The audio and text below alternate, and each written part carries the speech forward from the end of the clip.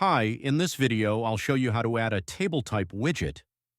Let's take an example of creating a table to track potential deals.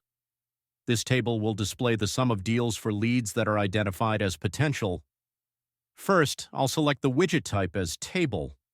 For the source, I'll choose leads. Next, I'll define the columns for the table.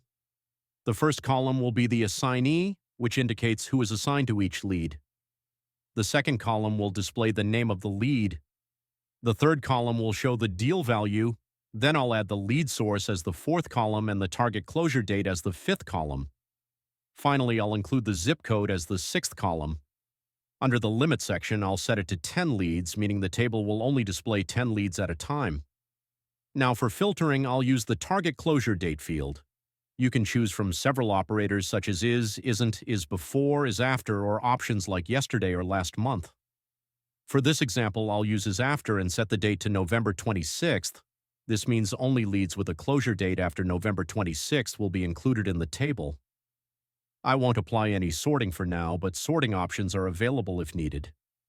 For the time range, I'll select this year and also enable the trailing 12 months option. You can remove the trailing 12-month setting if it's not relevant to your needs. Once the widget is created, the table will display the total leads based on the specified criteria. In this case, some fields like deal value aren't showing any data because they weren't added to the leads in advance. If the deal value, lead source, or other fields are filled out for your leads, they will appear in the table along with the target closure dates and zip codes. Keep in mind that if the address hasn't been added to a lead, the zip code won't be visible in the table. This method allows you to create different types of tables that help you view and manage your most important leads effectively. That's all for this video. Thanks for watching.